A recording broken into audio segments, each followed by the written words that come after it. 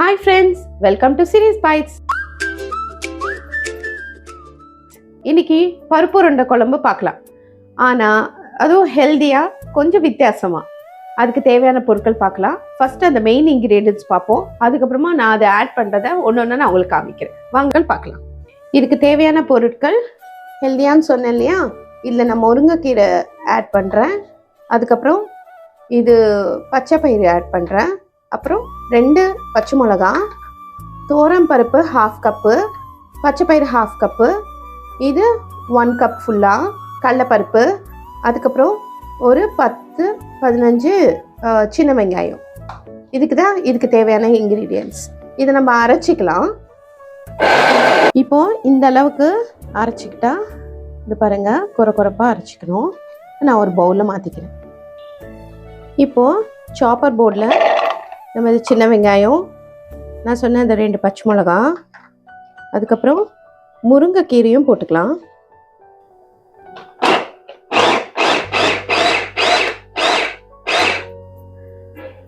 இப்போது இந்த கீரையும் வெங்காயம் பச்சை மிளகா இதில் நான் போட்டுக்கிறேன்.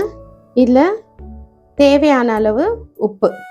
இதுக்கு மிளகாத்தூளோ வேறு எதுவுமே தேவையில்லை, மஞ்சத்தூள் எதுவுமே தேவையில்லை, கருவேப்பிலை கொத்தமல்லி எதுவுமே தேவையில்லை. அது பதில் நான் முருங்கைக்கீரை போட்டிருக்கேன். இப்போ நம்ம இதை கலக்கிக்கிட்டு பால்ஸ் மாதிரி பண்ணிக்கலாம். இப்போது இந்த மாதிரி ஸ்டீமர் வச்சுக்கலாம். இதில் உருண்டை பிடிச்சி வச்சுக்கலாம். இந்த மாதிரி கொடுத்தீங்கன்னா ரொம்ப ஹெல்த்தியாகவும் இருக்கும். முருங்கைக்கீரை இது எல்லாம் ஆட் பண்ணி கொடுத்தோன்னா ரொம்ப நல்லது. வெறும் தோரம் பருப்பு கடலைப்பருப்பு மட்டும் இல்லாமல் இதுவும் நம்ம எக்ஸ்ட்ரா ஆட் பண்ணி கொடுத்தோன்னா டேஸ்ட்டும் நல்லாயிருக்கும், ஹெல்த்தியாகவும் இருக்கும். உங்களுக்கே தெரியும் முருங்கைக்கீரையில் அயன் இருக்குது, ஃபுல் அயன். உருண்டை பிடிச்சிட்டோம், இதை மூடி வச்சிடலாம். இப்போ அது வேகிறதுக்குள்ளே நம்ம குழம்புக்கு ரெடி பண்ணிக்கலாம். 1 கப்பு சின்ன வெங்காயம், 3 தக்காளி, அப்புறம் இன்னும் 2 பச்சை மிளகா குழம்புக்கு யூஸ் பண்ணிக்கலாம். இதோட எலுமிச்சை சைஸ் அளவு புளி வேணும். இந்த சைஸ் இருந்தால் போதும், ஏன்னா நிறைய போடுறதுனால புளி இந்த அளவுக்கு இருந்தால் போதும். தாளிக்கிறதுக்கு சட்டி வச்சுருக்கேன். ஒரு 2 குழி கரண்டி நல்லெண்ணெய் ஊற்றிப்பேன். இன்னொரு 2 குழி கரண்டி அளவு நார்மல் ஆயில்.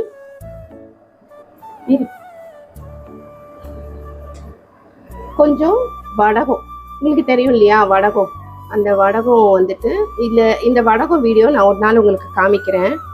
இதில் எல்லாமே இருக்கும், வெங்காயம் பூண்டு எல்லாமே இருக்கும். அதுதான் வடகம். நீங்கள் ஷாப்பில் கேட்டிங்கன்னா வடகம்னா தருவாங்க.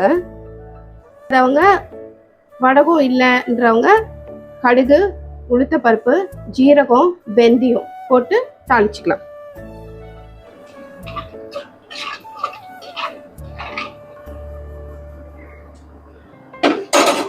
இப்போ இதில் சின்ன வெங்காயம் ஆட் பண்ணிக்கலாம். நல்லா ப்ரௌன் கலர் வர அளவுக்கு வதக்கிக்கலாம். இதுலேயே 2 பச்சை மிளகா கீரி போட்டுக்கலாம். இப்போது இதில் நான் கருவேப்பிலை தூள் போட்டுக்கிறேன். கருவேப்பிலை தூள் இல்லாதவங்க கருவேப்பிலை போட்டுக்கலாம்.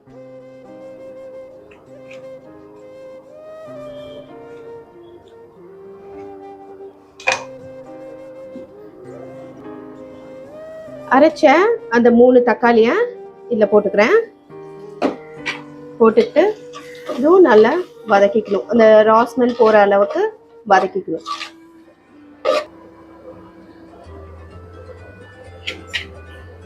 இப்போ உருண்டை வெந்துருச்சான்னு பார்க்கலாம். வெந்துருச்சு, இது போதும். கரெக்ட். இதில் 1/4 ஸ்பூன் மஞ்சத்தூள், 1 ஸ்பூன் 1.5 ஸ்பூன் வெறும் மிளகாத்தூள்,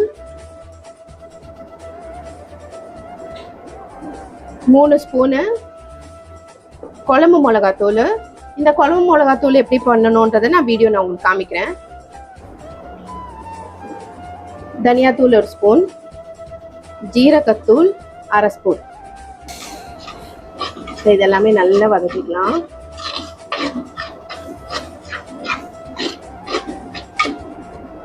கரைச்சி வச்ச புளி இதையும் போட்டு வதக்கிக்கலாம். இப்போ 2 நிமிஷம் அந்த ரா ஸ்மெல், அந்த மிளகாத்தூளோட ரா ஸ்மெல் எல்லாம் போகிற அளவுக்கு வதக்கிட்டு சுடு தண்ணி ஊற்றிக்கலாம். எப்பவுமே நான் சொல்லத்தான் சுடு தண்ணியை பக்கத்தில் வச்சுக்கோங்க, அப்போதான் உங்களுக்கு ஈஸியாக ஆகிடும் சமையல். இல்லாட்டி அந்த கொதி வர வரைக்கும் நம்ம வெயிட் பண்ணுற மாதிரி இருக்கும். பார்த்தீங்கன்னா அடுத்த நிமிஷமே கொதி வந்துடும். இந்த அளவுக்கு தண்ணி ஊற்றிக்கலாம். இப்போ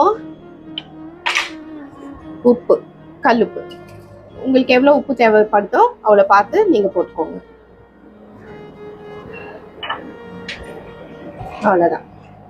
இதுக்கு கொதிக்கிற வரைக்கும் நம்ம மூடி எடுத்து வச்சுக்கலாம்.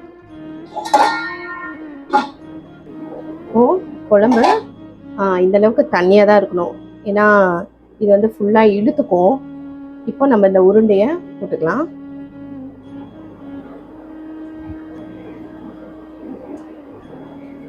போட்டதுக்கு அப்புறமா ஒரு 5 நிமிஷம் கொதிச்சா போதும், நம்ம மூடி வச்சுக்கலாம்.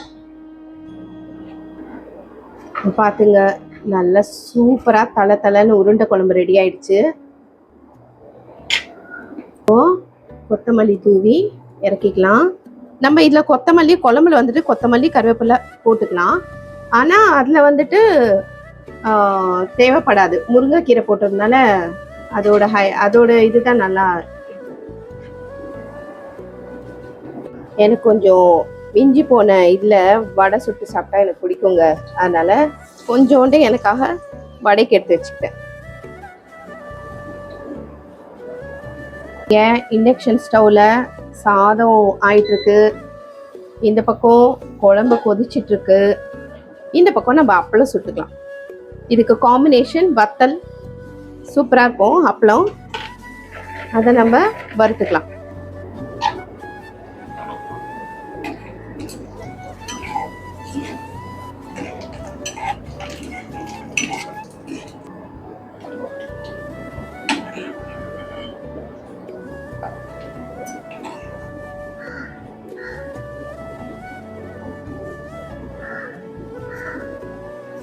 இது பாருங்க, ஹார்டாகவே இல்லை, சாஃப்டாக பஞ்சு மாதிரி இருக்கு. நம்ம சாப்பிடலாமா? உருண்டையோட வத்த குழம்பு.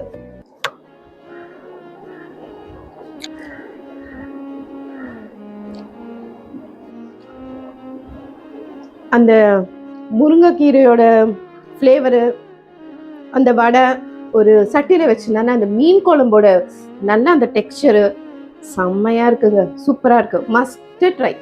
ஓகேங்களா? அதுவும் வத்தலோட செம்மையாக இருக்குது. நான் பண்ண இந்த உருண்டை குழம்பு இதே மாதிரி முருங்கைக்கீரை, ஸ்ப்ரவுட்ஸ் எல்லாமே போட்டு வச்சு பாருங்கள், சூப்பராக இருக்கும்.